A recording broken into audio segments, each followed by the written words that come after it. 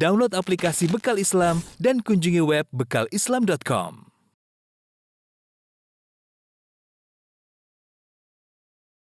Bismillahirrahmanirrahim. Assalamualaikum warahmatullahi wabarakatuh. Alhamdulillahi ala ihsani wa syukru lahu ala taufiqihi wa amtinani. Asyhadu an la ilaha illallah wahdahu la syarika lahu ta'ziman li sya'ni. Wa asyhadu anna Muhammadan abduhu wa rasuluhu da'ila ridwani. Allahumma salli alaihi wa ala alihi wa ashabihi wa ikhwani. Hadirin dan hadirat yang dirahmati Allah Subhanahu wa taala, kita lanjutkan pembahasan kita dari Syarah Al-Aqidah Al-Wasithiyah. Kita akan bahas beberapa ayat yang dibawakan oleh Syekhul Islam Ibnu Taimiyah rahimahullah taala yang menekankan tentang pentauhidan kepada Allah Subhanahu wa taala. Ya, bahwasanya hendaknya Allah disifati dengan sifat-sifat yang agung dan dijauhkan dari sifat-sifat yang tercela ya. Ayat yang pertama dalam surat At-Taghabun, Allah Subhanahu wa taala berfirman, "Yusabbihu lillahi ma fis samawati ma fil ard. Lahul mulku wa lahul hamdu wa huwa ala kulli syai'in qadir." Surat At-Taghabun yang pertama, yusabbihu lillahi ma fis samawati ma fil ard. Lahul mulku wa lahul hamdu wa huwa ala kulli syai'in qadir.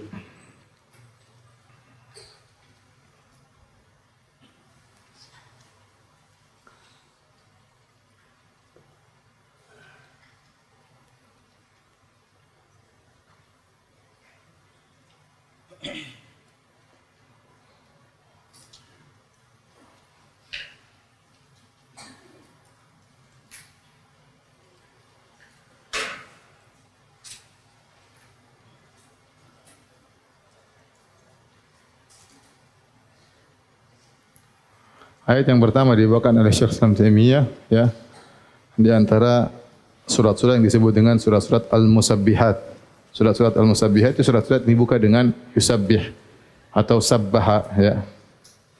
Ya. Di antaranya surat At-Taghabun, yusabbihu lillahi ma fis samawati wa ma fil ard. Bertasbih kepada Allah seluruh apa yang di langit, wa ma fil ard, seluruh apa yang di bumi. Lahul mulku wa lahul hamdu, bagi Allah segala kerajaan dan bagi Allah segala pujian.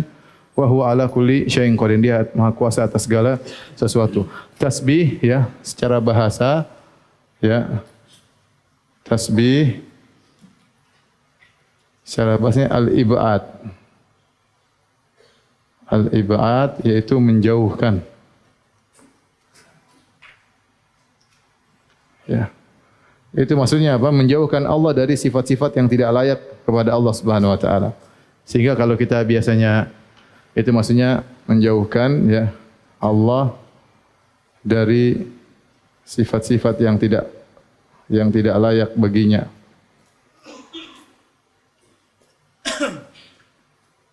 Maka biasanya kita terjemahkan dengan kata mensucikan ya. Maha suci. Maka tasbih ya. Tasbih cakup dua, yaitu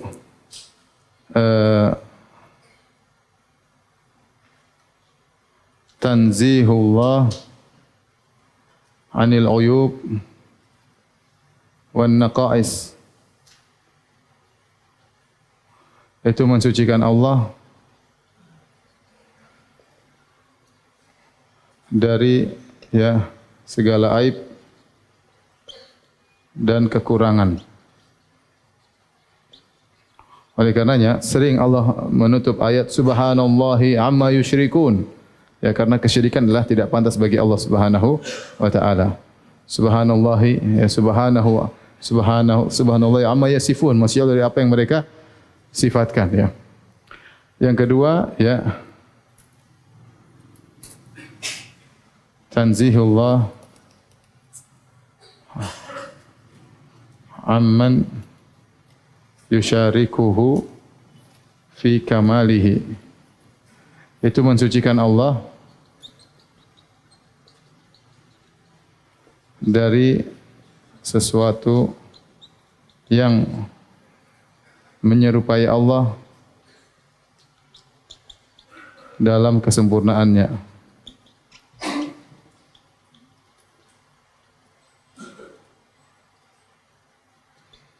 Diperhatikan di sini tasbih secara dalalat al-mutabaqah, ya. Ini dalalat al-mutabaqah. Kita sudah pernah bahas kalau masih ingat al-mutabaqah secara bahasa namanya tasbih itu mensucikan Allah dari segala aib dan kekurangan. Allah maha suci dari segala aib dan kekurangan. Namun kita tahu bahwasanya namanya ini nafyu mujmal, ini apa? An-nafyu al-mujmal. Dan kita tahu bahwasanya penafian semata tidak menimbulkan pujian kepada Allah, ya, maka melazimkan bahwasanya Allah Maha sempurna. Maka dengan bidalalati al-iltizam, ya dulu ala anna Allah kamil, ya. Dengan kelaziman menunjukkan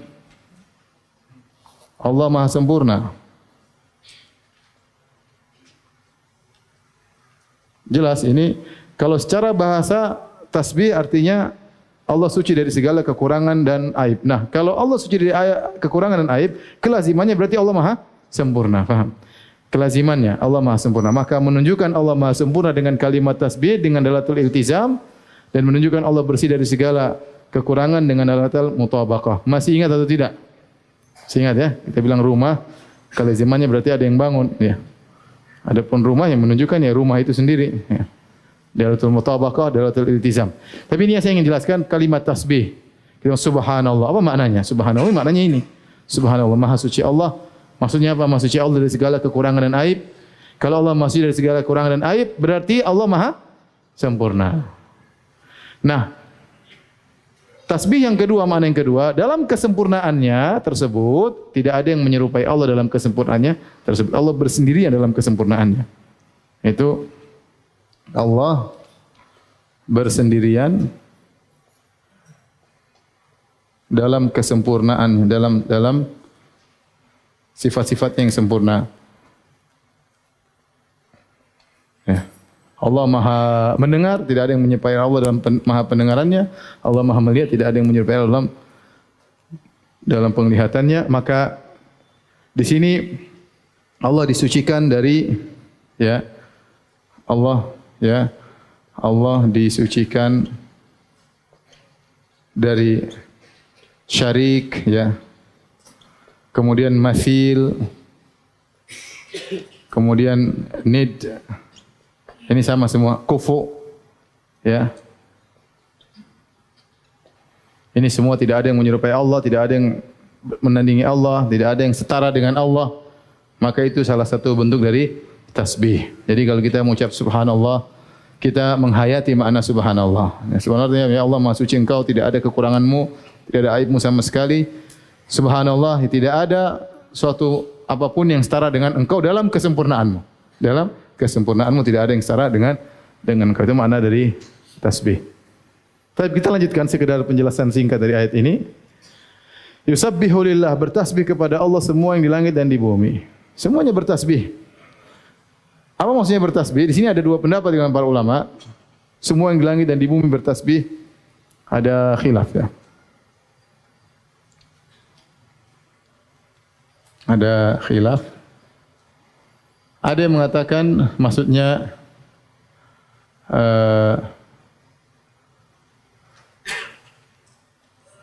tasbih ad-dalalah. Ada yang mengatakan tasbih al-maqal. Tasbih dalalah maksudnya apa? Mereka mengatakan, ya sebenarnya benda-benda mati tidak bertasbih, enggak bisa ngomong. Tetapi tatkala kita lihat alam semesta ini yang begitu indah, yang begitu sempurna, maka menunjukkan dalalah, menunjukkan kepada kita bahwasanya Tuhan Maha sempurna. Ini pendapat pertama. Ini pendapat sebagian ahli tafsir. Mereka mengatakan batu tidak bertasbih, pohon tidak bertasbih. Ini yang kita enggak pernah dengar, ya. Tetapi maksudnya pohon-pohon, batu-batu, ikan-ikan, semua benda di langit dan di bumi bertasbih, bintang-bintang, meteor semua bertasbih. Maksudnya kita dengan melihat benda-benda tersebut menunjukkan kepada kita bahwasanya penciptanya Maha kuasa. Kenapa? Karena kesempurnaan makhluk menunjukkan yang menciptakan lebih apa? Sempurna. Paham? Itu namanya tasbihud dalalah. Pendapat yang kedua, enggak, tasbihul maqal, benar-benar bertasbih. Benar-benar bertasbih. Dan ini pendapat yang lebih kuat karena Allah berfirman, "Wa in min syai'in illa yusabbihu bihamdihi walakin la tafqahuna tasbihahum." Kata Allah, tidak ada satupun kecuali bertasbih kepada Allah, walakin la tafqahuna tasbihahum, tapi kalian tidak mengerti tasbih mereka. Berarti mereka bertasbih tapi kita tidak ngerti. Kalau tasbih udah lala kita paham berarti. Semua ngerti maksudnya gerakan matahari, gerakan ini, kemudian sempurnanya makhluk-makhluk Allah menunjukkan Sang Pencipta Maha Suci. Kita bilang subhanallah. Subhanallah. Kita kadang lihat makhluk yang indah kita bilang subhanallah, lihat air terjun yang indah subhanallah. Karena keagungan ini makhluk menunjukkan agung Sang Pencipta. Itu namanya tasbihud dalal. Tapi ini pendapat kurang kuat. Yang benar bahwasanya benar-benar makhluk-makhluk itu bertasbih. Cuma kita tidak ngerti. Itu yang benar. Oleh karenanya, sebagian benda-benda mati memang berbicara seperti di zaman Nabi SAW dihidangkan makanan di hadapan para sahabat, maka mereka mendengar tasbihut ta'am. Makanan bertasbih didengar oleh Nabi, dengar oleh para sahabat. Kemudian Nabi SAW ketika berkhutbah, kemudian biasanya berkhutbah bersandar kepada sebuah batang korma, kemudian waktu dibikin mimbar, Nabi tinggalkan batang korma tersebut, batang tersebut yahin, merintih, menangis seperti anak bayi, terdengar suaranya oleh para sahabat. Ya.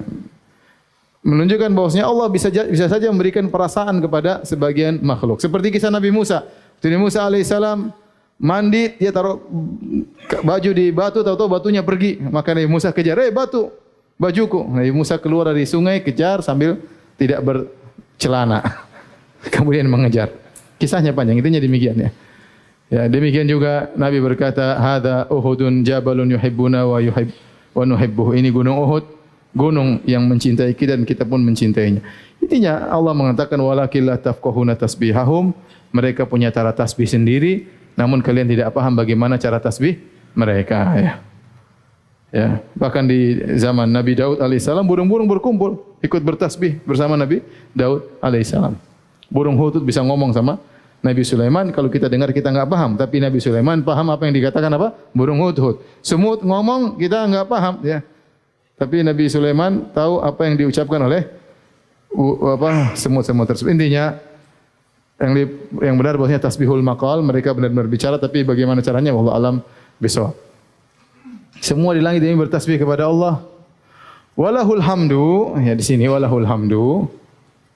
Alhamdu, kalau ini adalah isbat al-mujmal. Ini si an-nafyul mujmal tasbih.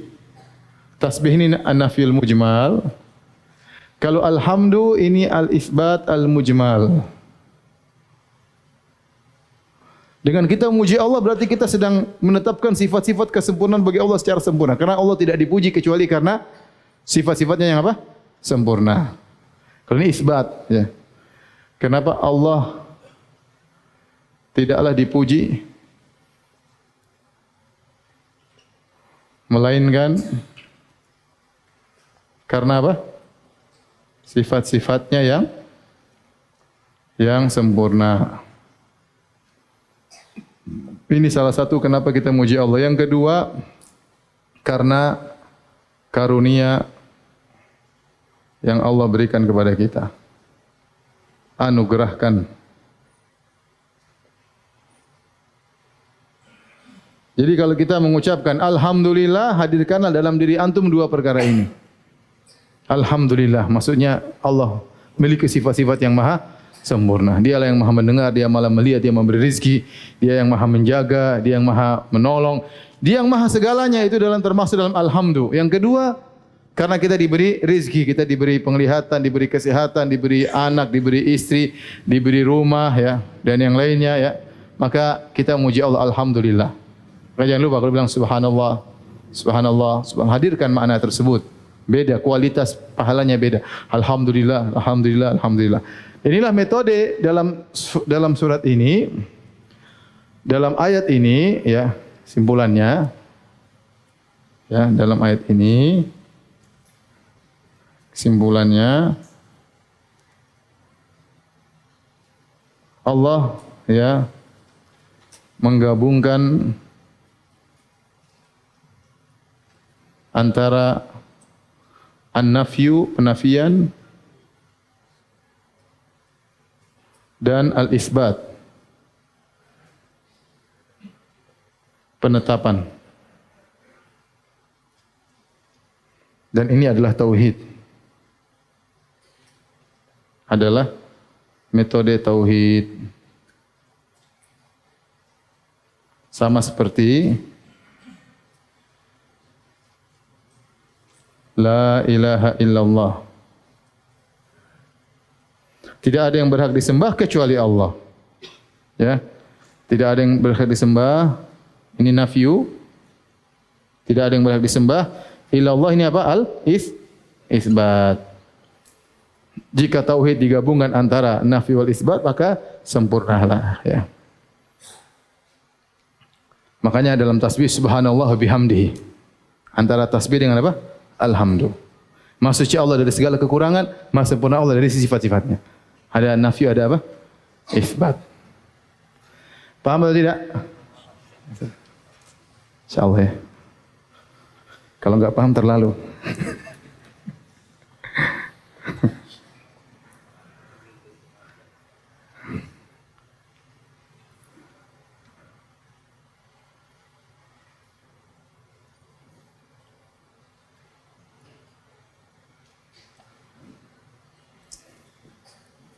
Ini mukaddimah terakhir, mulai pekan depan mulai masuk masalah istiwa, masalah arsy, masalah uluwullah, masalah syubhat-syubhat ya. Ini kemarin semua mukaddimah ya.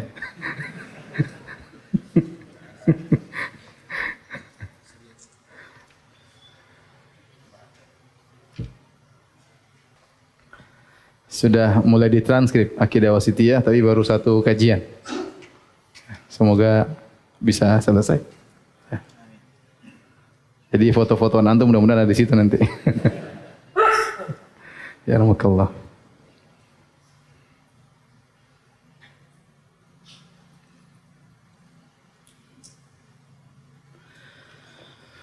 Ayat berikutnya dalam surat Al-Furqan ya, ini insyaallah dan sedikit pembahasannya. Kata Allah Subhanahu wa taala, Tabarakalladzi nazzalal furqana ala abdihi liyakuna lil alamina nadhira alladhi lahu mulkus samawati wal ard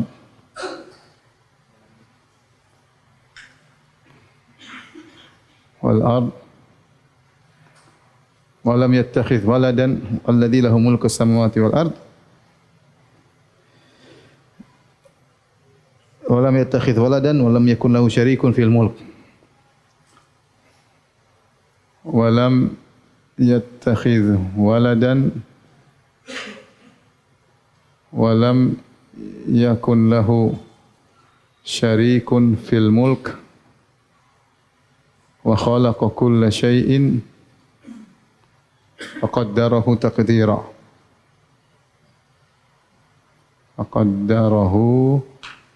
takdira. Ya, ini surat Al-Furqan. Tapi kita bahas tabarakalladzi, tabarak sebagaimana pernah kita jelaskan, yaitu azuma khairuhu, yaitu yang maha agung keberkahannya, kebaikannya. Ya.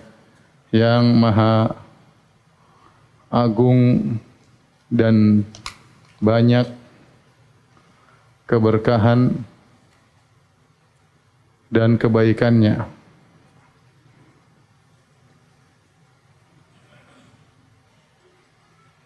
Itu tabarak dari berkah. Berkah itu adalah kasratul khair, banyaknya kebaikan dan menetap. Allah Subhanahu wa taala maha baik ya. Tabarakalladzi nazzalal furqan. Kemudian di antara kebaikan Allah adalah menurunkan Al-Qur'an. Di antara kebaikannya, kebaikan Allah yang agung adalah menurunkan Al-Qur'an.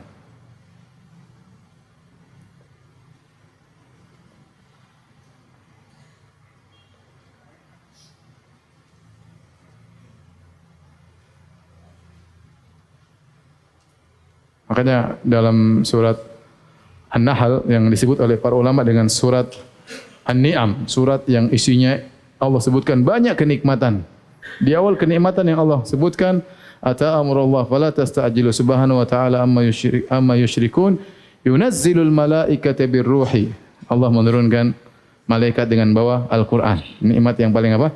Pertama. Jadi nikmat paling besar adalah kita ada Al-Qur'an, subhanallah. Al-Qur'an pelipur lara, ya, penghilang kesedihan, peningkat iman, ya.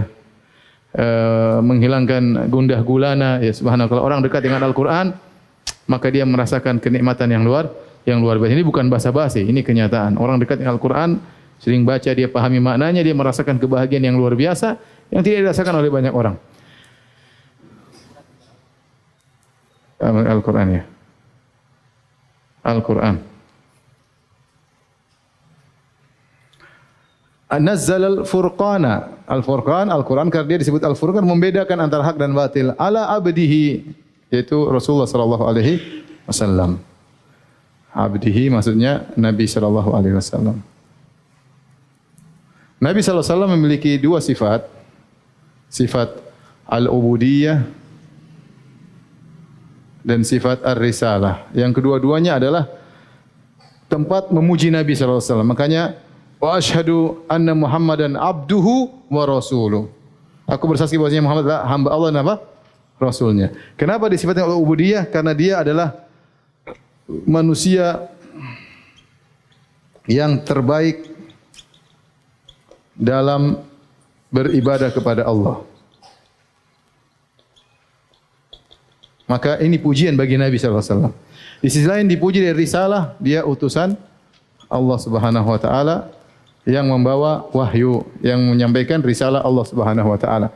Maka kita harus memuji Nabi dari dua sisi ini. Bahkan dalam kondisi-kondisi genting, Allah memuji Nabi dari sisi ubudiyahnya. Seperti dalam surat ini, Tabarakalladzi nazzala al-furqana ala abdihi. Maha suci Allah yang menurunkan Al-Qur'an kepada hambanya. Seperti juga Subhanalladzi asra bi 'abdihi lailan minal masjidil haram ilal masjidil aqsa alladzi barakna haulahu linuriyahu min ayatina.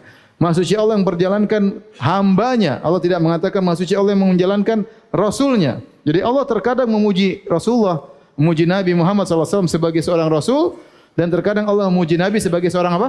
Hamba. Karena dialah yang paling sempurna menjalankan penghambaan kepada Allah Subhanahu wa taala. Di antaranya ayat ini. Di antara lagi firman Allah apa? Surat Al-Isra. Subhanalladzi asra bi abdihi. Maha suci Allah yang telah menjalankan hambanya, ya. In kuntum fi raibim mimma nazzalna. Kuntum fi raibim mimma nazzalna ala abdina fa'tu bi surati mithlihi. Ini abdina sama pujian. Wa annahu lamma qama Abdullah wa annahu lamma qama Abdullah yad'uhu kadu yakunu alaihi libadah dalam surat Iqra. Ya. Nabi dipuji dengan sebagai hamba Allah, ya. Nah, orang-orang yang berlebihan kepada Nabi sampai mengangkat Nabi sebagai derajat Tuhan itu salah, itu tidak muji Nabi. Tidak muji Nabi. Nabi terpuji karena dia sebagai seorang apa? Hamba. Bagaimana Nabi salat sampai kakinya bengkak-bengkak? Ya. Dia dipuji sebagai seorang hamba, dialah hamba yang paling sempurna menjalankan penghambaan peribadatan kepada Allah Subhanahu wa taala. Lil alamina maksudnya Nabi sallallahu alaihi wasallam diutus untuk seluruh umat. Bahkan jin. Ya, bahkan jin. Makanya ketika Nabi diutus seluruh syariat mansukh.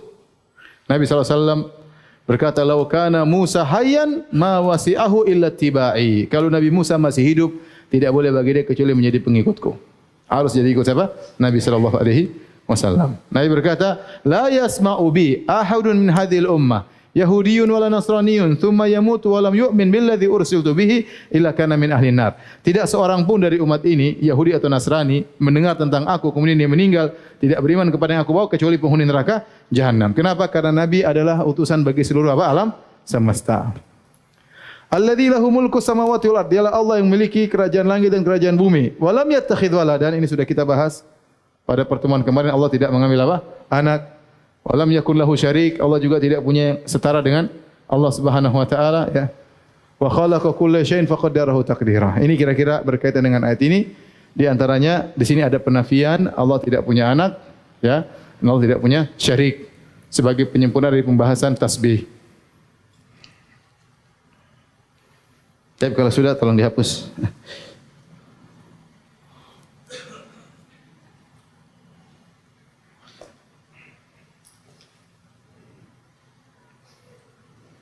Surat berikutnya ini juga masih menjelaskan tentang kesempurnaan sifat Allah.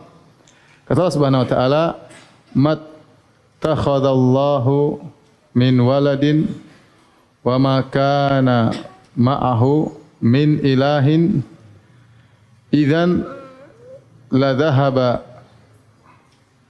dhahaba kullu ilahin bima khalaqa wala ala ba'dhuhum ala ba'd subhanahu wa ta'ala amma yusyrikun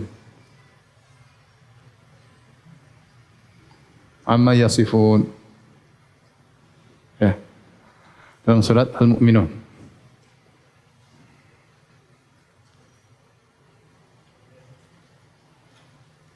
Subhanallah amma yasifun, subhanallah amma yasifun.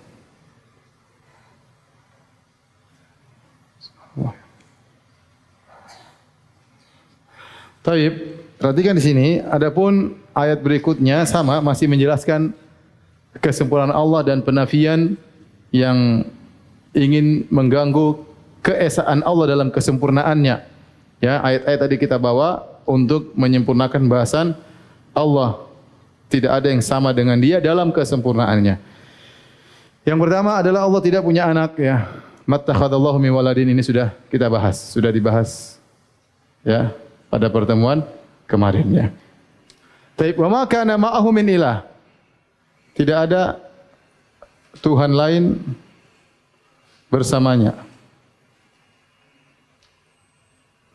Kalau ada Tuhan lain, idzan la dhahaba kullu ilahin bima khalaq. Kalau ada Tuhan lain, maka masing-masing akan pergi dengan ciptaannya.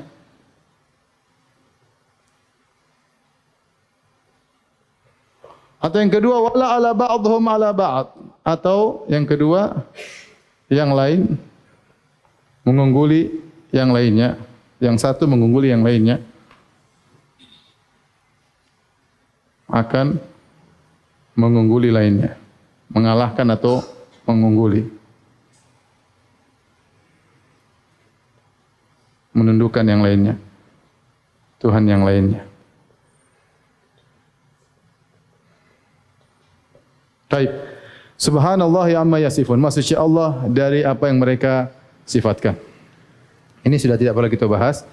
Sekarang Allah sebutkan agar kita berfikir. Ini ada sebut dengan istilah dalil tamanu. Dalil at-tamanu ya.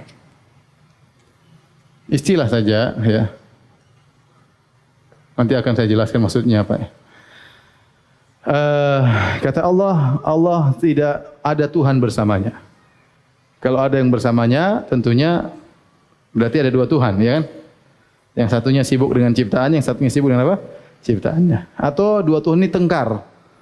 Yang kemudian berikutnya dua apa? Tengkar dan akan menang salah satunya. Taib. Ini semua kalau kita mau bahas ya, maka kalau ada dua Tuhan, maka ada tiga kemungkinan.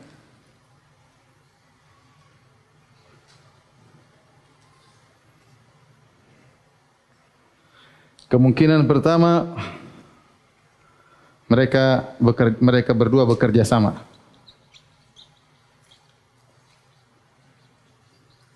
Saling tolong menolong. Ya, tolong menolong. Yang kedua, mereka saling berselisih, tengkar.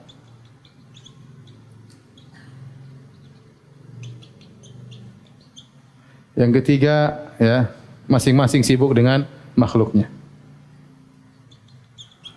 Masing-masing bersendiri sibuk dengan ciptaannya.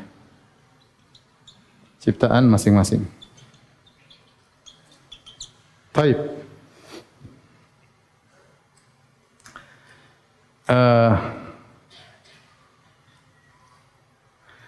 Kalau mereka berdua bekerja sama, ya. Kelazimannya apa? Kelazimannya berarti masing-masing tuan nggak mampu, harus butuh dengan yang lainnya. Kelazimannya berarti masing-masing Tuhan tidak mampu sehingga membutuhkan yang lain. Kalau begitu, masing-masing tidak pantas jadi Tuhan.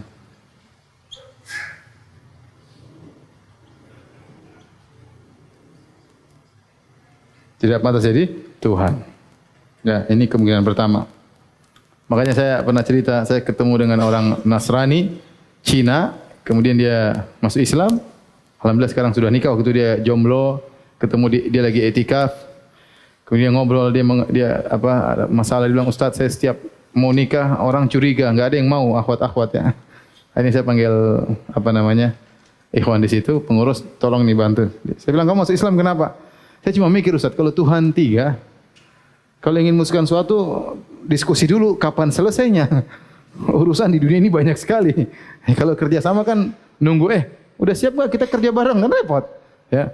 Kalau Tuhan dua atau tiga, susah mereka untuk diskusi banyak masalah ya. Itu pun kalau mereka sepakat harus pertemuan dulu, harus macam-macam. Dia bilang, saya tidak percaya ya. Dengan urusan alam semesta yang begitu banyak, Tuhannya harus rapat dulu, repot ya. Terus kalau mereka berdua berselisih, maka ini ada 3 kemungkinan. Ya.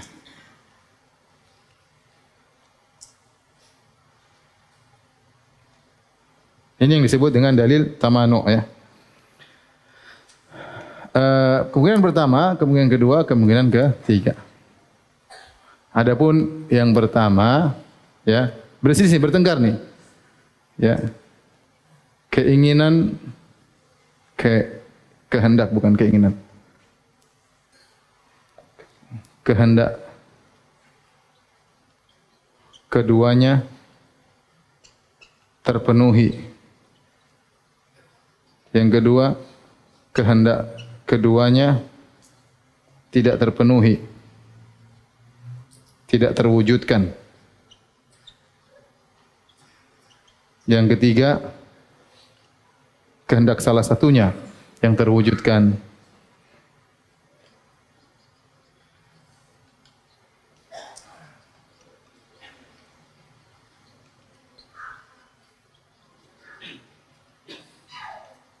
Perhatikan sini. Kalau ada 2 Tuhan berselisih, ya, maka kehendak keduanya terpenuhi. Ini mustahil.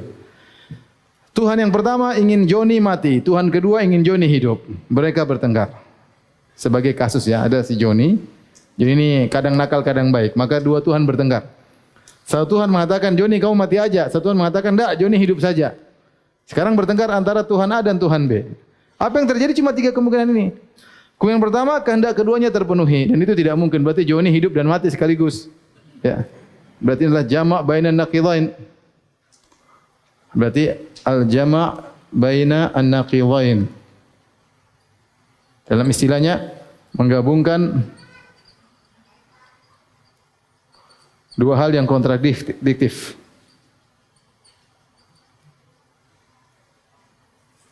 Risih ya. Gak mungkin ya. Kemungkinan kedua, tidak terpenuhi dua-duanya. Joni tidak jadi mati dan juga tidak jadi hidup. Sama aja enggak? Saya ulang ya. Yang pertama, Tuhan A ingin Joni mati, paham? Tuhan B ingin Joni apa? Hidup. Kemungkinan pertama, dua-duanya dikabulkan. Tuhan A ingin Joni mati, matilah si Joni. Tuhan B ingin Joni hidup, hiduplah si Joni. Maka si Joni berkumpul padanya antara hidup dan mati. Dan ini enggak mungkin. Yang kedua, kehendak keduanya tidak dikabulkan. Maka ini pertama, ini berarti nafyu an-naqidain. sama dengan al-jama' bainan naqidain. Sama. Ya, mengumpulkan, menghilangkan dua hal yang kontradiktif sama dengan mengumpulkan dua hal yang kontradiktif, sama-sama mustahil. Paham? Kalau yang di awal tidak mati, tidak hidup, yang ini tidak hidup, tidak mati, sama saja. Paham? Kalau kehendak Tuhan A dan Tuhan B tidak terkabulkan dua-duanya, maka sama aja dengan menafikan yang dua kontradiktif, sama saja mengumpulkan dua yang kontradiktif. Paham atau tidak? Yang benar. Saya ulangi, si Tuhan A ingin Joni apa? Mati. Tuhan A ingin Joni mati. Tuhan B ingin Joni apa?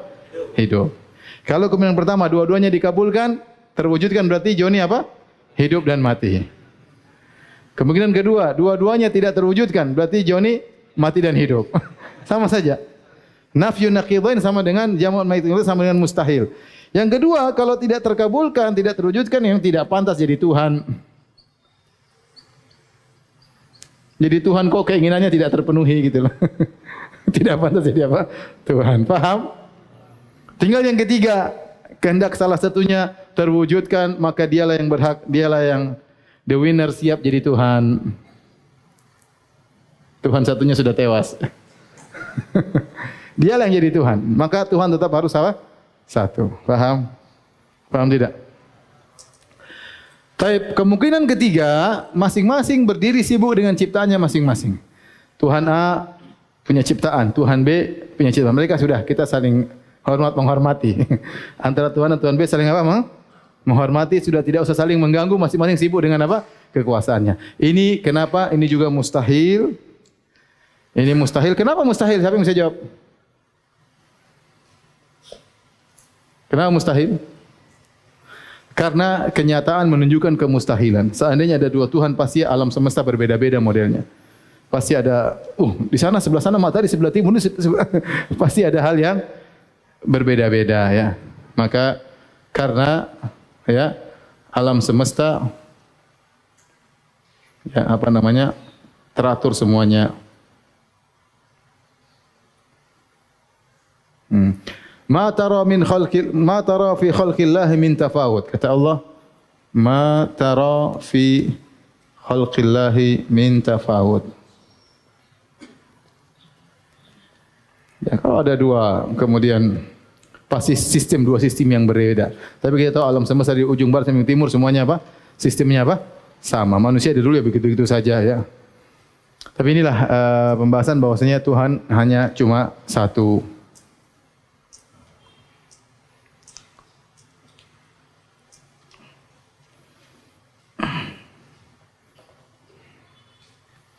Kalau sudah tolong hapus.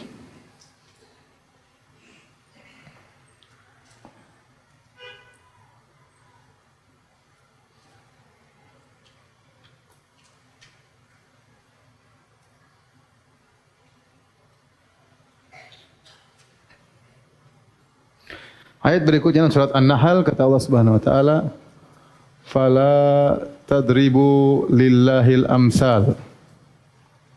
Inna Allaha ya'lamu wa antum la ta'lamun."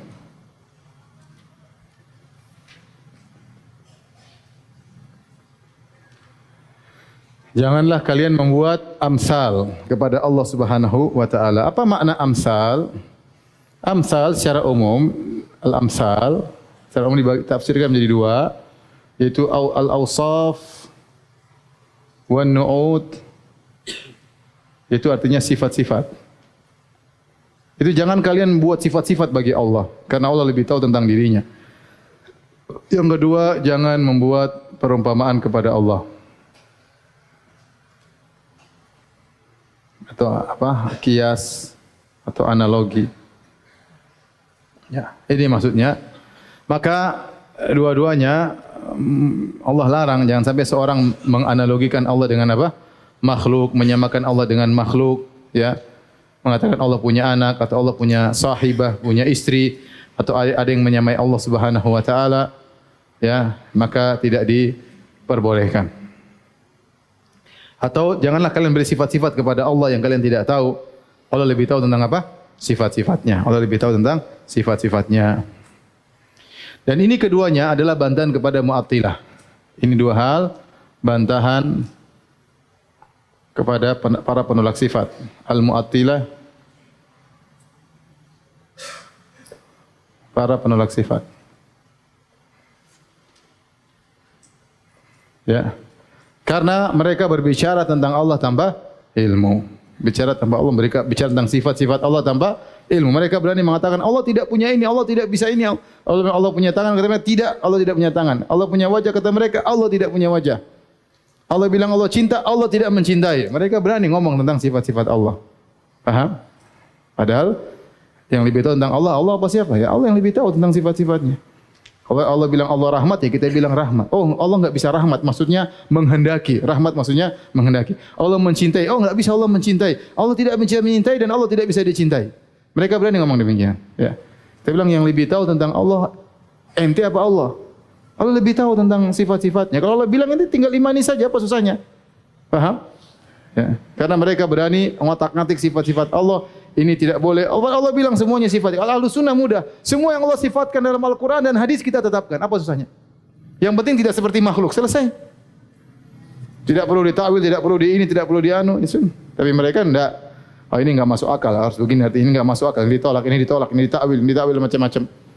Yang kedua, tidak boleh kita menganalogikan Allah dengan Allah dan menamakan Allah dengan makhluk, menyamakan Allah dengan makhluk. Dan ini juga dilakukan oleh ahlul bidah dengan dua model kias, ya, namanya kias tamthili sama kias syumuli, ya. Aduh, saya mau jelaskan juga antum. Kias tamthili itu menamakan antara satu dengan yang lainnya, seperti contoh sederhana menyamakan antara misalnya korma dengan beras, sama-sama bayar zakat misalnya, ya. Atau menyamakan suatu dengan yang lainnya, ya. Nah, ini mereka kerjakan kias tamtsili, ini dilakukan ahlul bidah seluruhnya. Karena mereka pasti para penolak sifat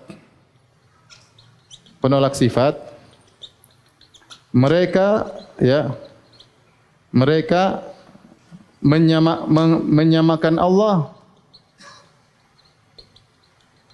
dengan makhluk sebelum menolak sifat. Menolak sifat. Dan hasilnya pun ya tamsil juga sama, ya. Contoh ya. Ar-Razi dari imamnya Asy'ariyah tatkala menolak Allah di atas arsy, sebelum dia menolak dia mengatakan kalau Allah di atas arsy berarti Allah lebih kecil daripada arsy, berarti Allah butuh kepada arsy, kalau arsy-nya jatuh Allah juga ikut jatuh. Itu kalau manusia, paham? Jadi berarti Allah tidak di atas arsy. Jadi sebelum dia menolak dia permisalkan Allah juga dengan apa? Makhluk. Contoh, Allah tidak punya tangan. Kalau Allah punya tangan berarti tangannya begini, sama. Berarti sebelum dia nolak dia sudah menganalogikan dalam otaknya. Kita Ahlus Sunnah jelas Allah punya tangan tidak seperti kita, selesai. Apa urusannya? Apa susahnya? Jadi mereka Mu'attilah ini semuanya sebelum mereka menolak sifat mereka mengkiaskan terlebih dahulu. Paham? Itu contohnya. Nanti ujung-ujungnya mereka juga mentamsil. Ujung-ujungnya berarti antum menyamakan Allah dengan zat yang tidak bertangan. Antum menyamakan Allah dengan sesuatu yang kurang. Menyamakan Allah dengan sesuatu yang naqs, sesuatu yang kurang. Sama seperti Jahmiyah. Jahmiyah mengatakan Allah tidak punya, ente Asy'ariyah Mu'tazilah menetapkan sifat-sifat berarti ente tasbih. Kalau kita Jahmiyah Allah tidak punya sifat, selesai. Mu'tazilah Allah tidak punya sifat. Kenapa? Kalau kita tetapkan sifat berarti kita menyamakan Allah dengan makhluk. Dalam benak mereka sudah menyamakan Allah dengan makhluk. Hasilnya apa? Hasilnya Allah tidak ini, sama Allah dengan sesuatu yang tidak ada. Apa bedanya Tuhanmu dengan Allahmu dengan sesuatu yang tidak ada? Bedanya apa? Sama-sama tidak melihat, tidak mendengar, tidak sama, bedanya tidak ada. Jadi sebelum mereka menolak, mereka mentasbih, hasilnya juga mentasbih. Atau qiyas syumuli, seperti mereka bicara tentang masalah ajsam, ya, kalau makhluk bersifat berarti makhluk berjism, kalau Allah punya sifat juga berarti berjism, sementara al-ajsam mutamathilah. Antum enggak usah nyatat lah, ini sudah pernah kita bahas, ya. Enggak apa-apa, enggak perlu tahu, ya. Saya cuma nyampein aja. Sudah azan kah? Saya azan deh.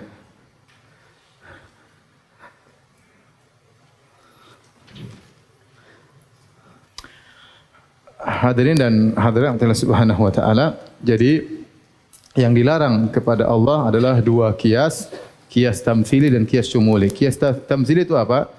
Adalah apa istilahnya? Apa namanya? Misalnya kita bilang pohon kelapa sama dengan pohon korma, sama-sama berdiri. Itu langsung. Kita satu langsung berhadapan-hadapan satu dengan satunya. Itu namanya kita memisalkan pohon korma dengan pohon apa?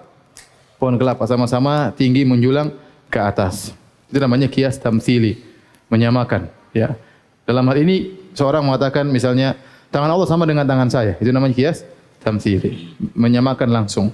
Kias syumuli adalah kias dua hal yang sama-sama berada pada satu kesamaan yang kulli, yang seperti gampangannya seperti beras dan korma. Beras dan korma sama-sama memiliki makna yang sama, yaitu makanan pokok yang bisa disimpan misalnya. Ya, makanan pokok yang sama bisa disimpan, maka anggotanya banyak. Makanan pokok yang bisa disimpan ini anggotanya banyak, di antaranya korma, di antaranya beras, di antaranya jagung, di antaranya apa? Nah, ini namanya kias syumuli, yang di mana beras disamakan dengan korma karena sama-sama memiliki kesamaan yang kulli, yaitu sama-sama makanan pokok dan bisa disimpan. Dalam hal ini seperti mereka menolak sifat-sifat karena mereka menganggap kalau Allah punya sifat maka Allah jism. Ya. Allah jism, kalau Allah jism, makhluk juga jism, dan al-ajsam mutamathilah. Ajsam itu mirip-mirip, ya. Maka dan itu memiliki sifat ihdath, sifat suatu yang baru. Kalau gitu Allah tidak boleh punya sifat agar Allah tidak jism, dan antum bingung pasti. Nanti antum putar lagi ya di YouTube ya. Yang boleh ya. Yang boleh namanya kias aulawi. Aulawi maksudnya kias analogi Allah lebih utama. Ini boleh. Seperti firman Allah Subhanahu wa taala, wa amma adun fastakbaru fil ardi bighairil haqq wa qalu man ashaddu minna quwwah awalam yarau anna Allah alladhi khalaqahum huwa ashaddu minhum quwwah. Adapun kaum Ad, mereka sombong, mereka mengatakan mereka sombong tanpa hak di atas muka bumi, kata mereka siapa yang lebih kuat daripada kami. Maka Allah mengatakan Allah tentu lebih kuat, lebih utama untuk kuat daripada kalian. Kenapa lebih utama? Karena Allah yang ciptakan kalian. Awalam yarau anna Allah alladhi khalaqahum. Tidakkah mereka tahu bahwasanya Allah yang menciptakan mereka lebih kuat daripada mereka? Namanya kias aulawi. Seperti Nabi SAW mengatakan waktu Nabi melihat seorang ibu memeluk anaknya, kata Nabi, "Lallahu arhamu." Kalau ibu ini sayang kepada anaknya, Allah lebih utama untuk sayang kepada kalian. Itu namanya analogi apa? Kias aulawi. Itu tidak mengapa seperti itu. Yang tidak boleh adalah kias tamtsili sama kias apa? Syumuli. Ya sudahlah, pokoknya antum sudah paham ya. Ayat yang terakhir ya. Dalam surat Al-A'raf, "Qul inna ma harrama rabbi al-fawahisha ma dhahara minha wa batana wal itsma wal baghya wa an tusyriku billahi ma lam yunzil bihi sultana wa an taqulu Allahi ma la ta'lamun." Dalam surat Al-A'raf tersebut Allah menyebutkan hal-hal yang Allah haramkan, kemudian di ujungnya Allah berkata, "Wa an taqulu 'ala Allahi ma la ta'lamun." Di antara tingkat keharaman yang parah di antaranya kalian berkata tentang Allah apa yang kalian tidak ketahui.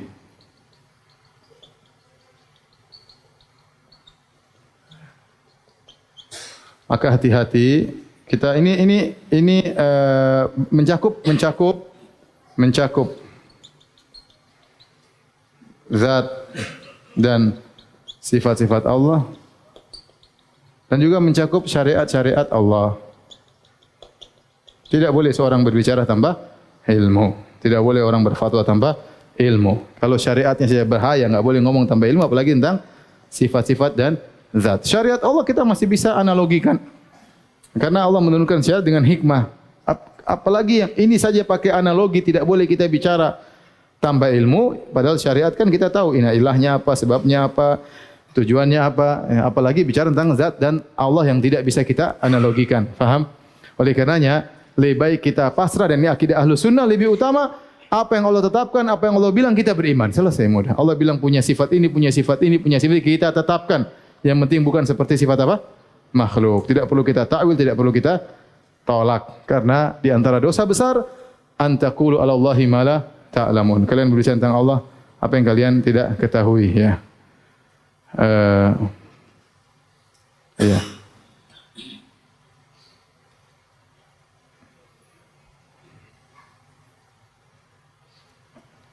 Innama ya'murukum bis-su'i wal fahsya, ya. Allah menyebut tentang setan, sungguhnya setan itu memerintahkan kalian untuk berbuat buruk dan keji, wa an taqulu 'ala Allahi ma la ta'lamun, agar kalian bicara tentang Allah tanpa ilmu.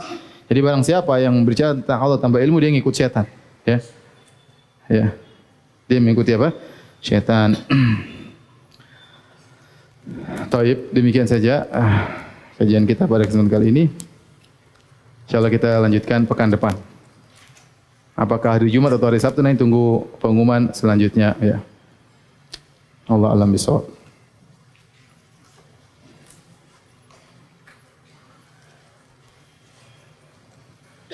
Apakah benar nama-nama Allah pasti mempunyai sifat, namun sifat-sifat Allah belum tentu mempunyai nama? Nama Ar-Rahman pasti punya sifat pengasih, adapun wajah tidak punya nama. Bukan masalah nama Allah pasti mengandung apa? Sifat. Adapun sifat Allah bukan tidak punya nama. Sifat Allah tidak bisa diambil darinya, belum tentu bisa diambil darinya menjadi nama bagi Allah Subhanahu wa taala, ya. Sifat Allah banyak, perbuatan Allah juga apa? Banyak, ya. Tapi kalau nama Allah, tidaklah Allah diberi dengan nama tersebut kecuali tidaklah Allah bernamakan dengan nama tersebut kecuali karena ada sifat yang terkandung dalam nama tersebut. Allah mengatakan Allah Ghafur, ya, berarti Allah memiliki sifat apa? Ghufran, ya. Tapi Allah misalnya fantaqamna, kami pun membalas. Ya, tidak mungkin kita mengatakan Allah namanya Muntaqim, ya. Misalnya, fa'adzabna, kami pun mengazab. Tidak mungkin kita namakan Allah Mu'adzib, sang pengazab. Nah, enggak bisa. Karena nama-nama Allah ada syaratnya.